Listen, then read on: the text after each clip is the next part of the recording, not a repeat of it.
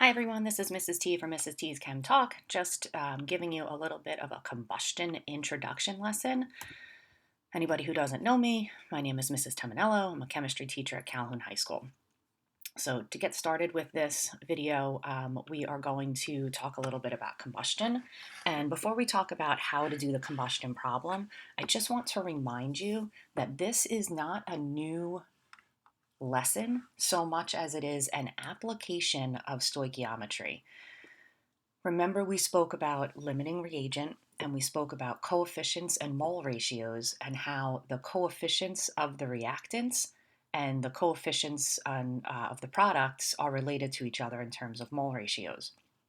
When we're doing a combustion problem, we are talking about burning an unknown hydrocarbon usually, or something that has carbons and hydrogens and oxygens, or carbons and hydrogens and nitrogens. They'll vary. This one's just simple, just a hydrocarbon. And all of the C's that come from this hydrocarbon are converted into carbon dioxide. So whatever this X is right here, it's the same coefficient for the carbon dioxide because this mole ratio has to be true. And because this is my limiting reagent, the number of moles of carbon directly correlates to the number of moles of carbon here, which is the same as the coefficient for the carbon dioxide. For the hydrogens, though, since there's two hydrogens, this number of moles of hydrogen is not the same as the number of moles of water. It's actually a 2-to-1 ratio for the hydrocarbon to water. But I just wanted to point out that we are just using these coefficients and these mole ratios to calculate something. And instead of knowing how much hydrocarbon we're starting with to find out how much carbon dioxide and water we're getting, we're starting with the product and we're going to say we have 38.8 grams of carbon dioxide and 31.7 grams of water recovered. How much carbon and hydrogen should have been here to give us those amounts? So the amounts given that we're starting with are the amounts of carbon dioxide and the amounts of water. Those are the starting points for a combustion problem.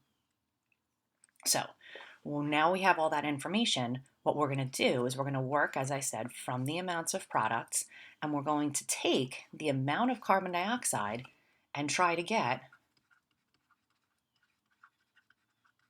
to moles of carbon. We're going to take the amount of water recovered, and we're going to use our dimensional analysis. And actually, I'm not going to write hydrogen and carbon. We're actually trying to get to moles of C and moles of H. Because again, remember from those percent composition to formula problems, the moles of C to moles of H gives us, let's cross that out, moles of C to moles of H gives us the ratio for the subscripts. 38.8 grams of carbon dioxide and 31.7 grams of water. Remember, before we start these problems, we want to make sure that we know our gram formula masses. So you may want to pause for a second. Make sure you have your calculator. Make sure you have your periodic table, and you should be working along with me. Carbon dioxide is 44.01 grams per mole. Water is 18.02 grams equals 1 mole. And remember, I like to put those out off to the side so we don't have to stop our dimensional analysis while we're working here. So we're going to take our carbon dioxide and convert to moles of carbon dioxide. And then, remember, we have to switch. We're in carbon dioxide, but we're looking for moles of carbon. And I look at my formula for carbon dioxide, and I have 1 C for every CO2. So now my CO2s cancel, and whatever answer I get here is in moles of C, because those are the units that haven't canceled yet.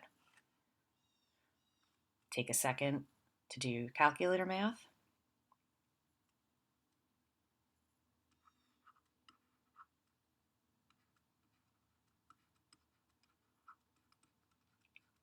And remember, when we're trying to find an empirical formula, we want to keep these numbers pretty long. It doesn't necessarily have to be this long, but we want to keep them pretty long so that we don't squash any of these ratios by rounding. So this means that in this 14.1 gram sample of this unknown hydrocarbon, originally there were 0.8816178141 moles of carbon, because all of the carbons from the hydrocarbon had to be converted into CO2 according to the laws of conservation. So now my 31.7 grams of water, we have to find moles of H. So we're going to follow a similar pattern. We're going to go from grams of water to moles of water. Always do that by multiplying by 1 mole over the gram formula mass. Only now, when I look at the formula for water, there's 2 H's for every 1 water. So my conversion to go from water moles to hydrogen, or H moles, is going to be 2 H's per H2O. So now my H2O's cancel, and when I get my answer, my units that are left are moles of H. So take a second to do your calculator math there.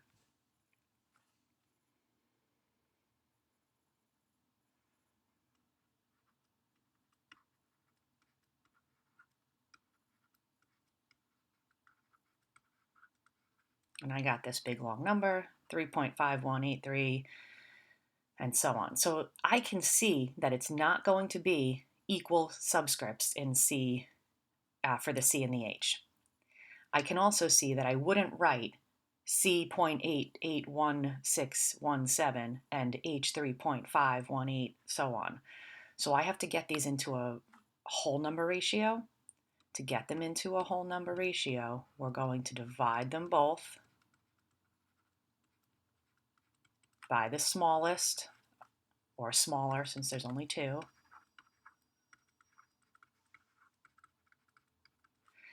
And it comes out really neat as C1H4, which would mean that my empirical formula for this particular combustion was CH4. Remember that the empirical formula is the reduced formula. This is the smallest whole number ratio of moles of carbon to moles of hydrogen. So this was just a simple introduction to combustion for just a hydrocarbon. This does not go through how to do the combustion if there are additional elements in the compound. Another video like that will be coming soon. If you have any questions, you can reach out on Remind if you're one of my students.